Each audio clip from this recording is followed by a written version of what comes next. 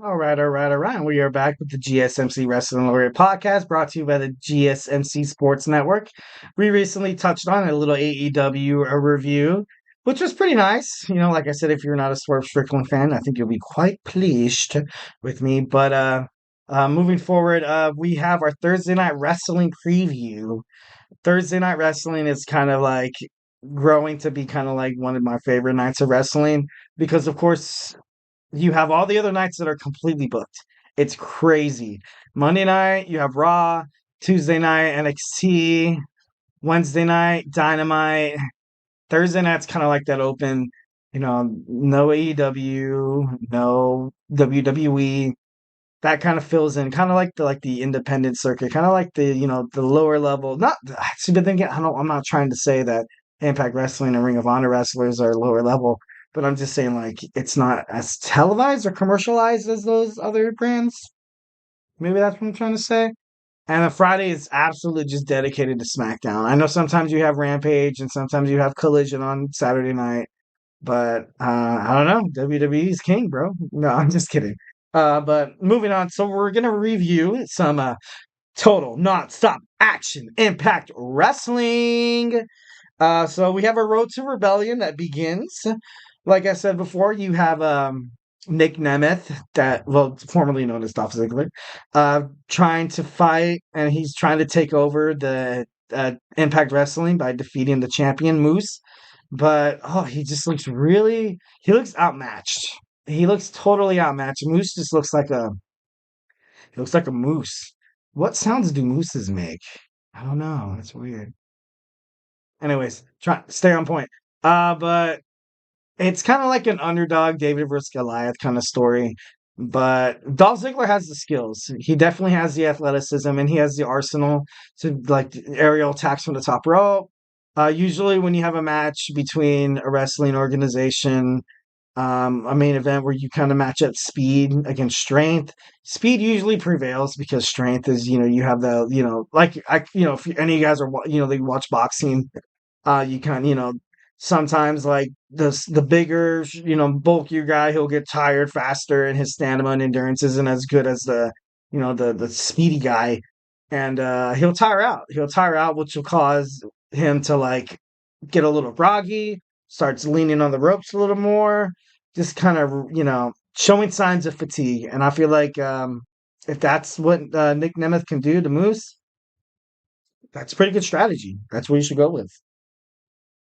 Anyways, moving on. So, like I said before, the Road to Rebellion begins.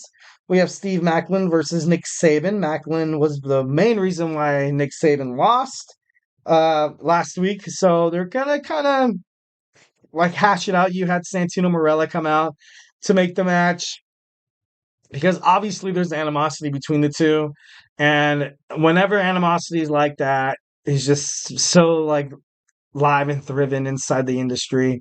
Like you would just want to see something happen. You just want to see something, like pop off. And I feel like this match is going to be really, really good. I can't wait to watch highlights as soon as well, I don't know if they're done right now, but probably like later on tonight.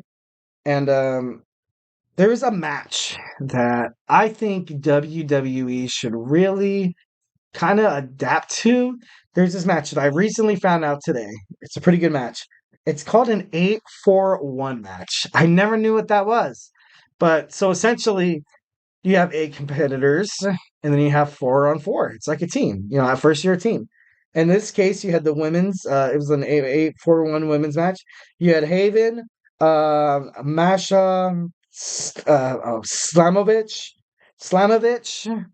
Um, you had Alicia Edwards and Jade Threat against Danny Luna, Xia Brookside, Ash by Elegance, and Rosemary. So essentially, this is how the match goes. You have 4-on-4.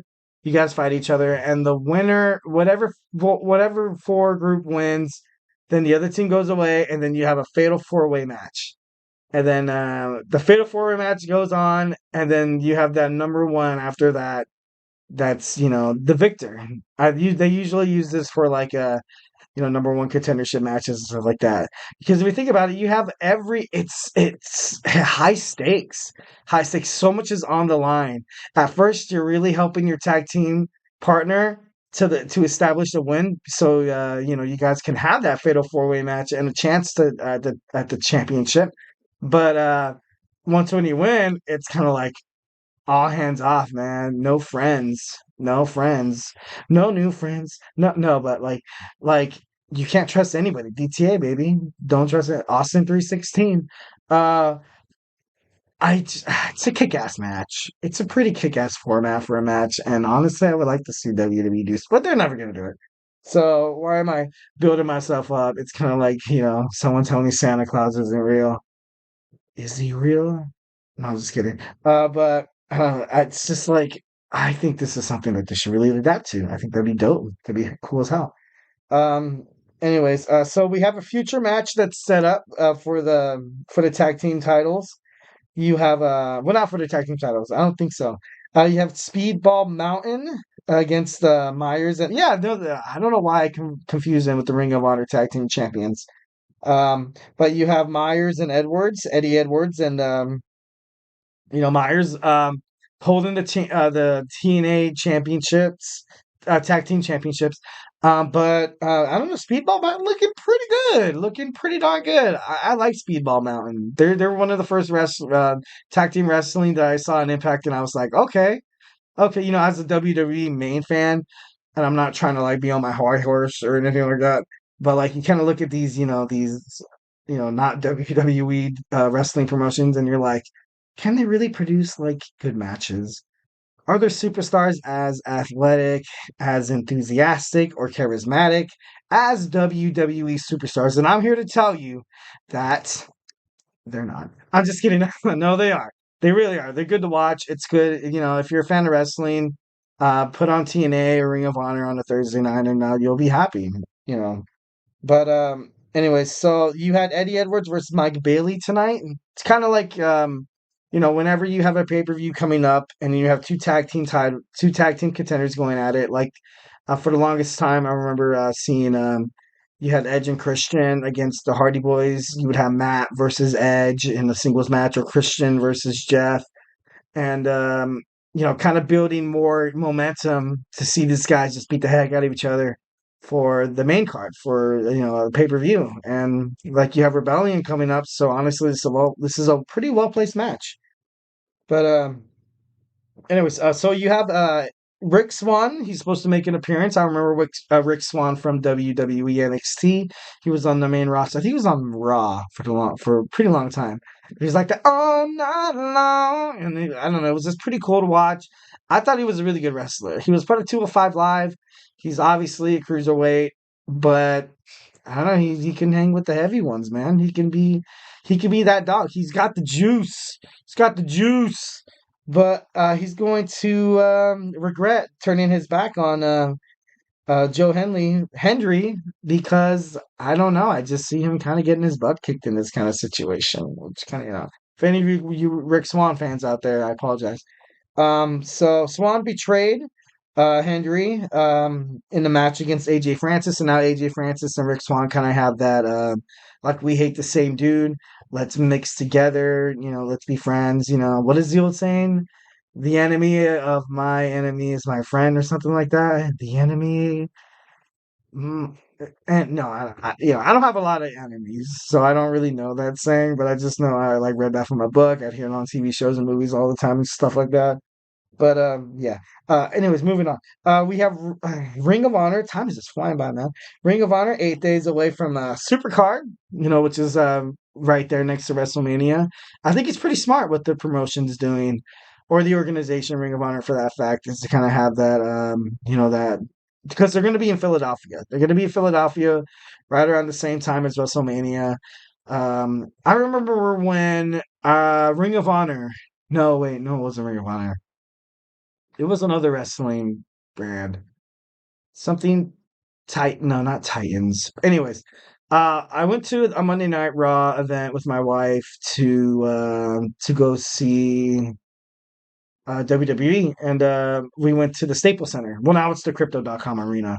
But I remember we got handed little cards to be like, hey, right down the street tomorrow, there's gonna be another wrestling thing. And I remember seeing like wrestlers that I, remember back in the day, I think it was I saw Bully Ray, I saw Jack Swagger, and I was like, oh my God, like it's crazy when you open your mind to these different wrestling clans and like kind of like just keep your narrow-headedness away from like WWE, because once when like these stars disappear from WWE, you're like, man, these guys probably got fired and they're probably working a 9 to 5 job right now.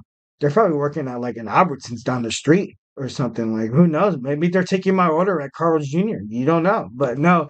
But in reality, you have these independent circuits where they have something to move on to and to showcase their skills, which is really cool. Which is really cool. I don't know. Whenever you branch away from WWE.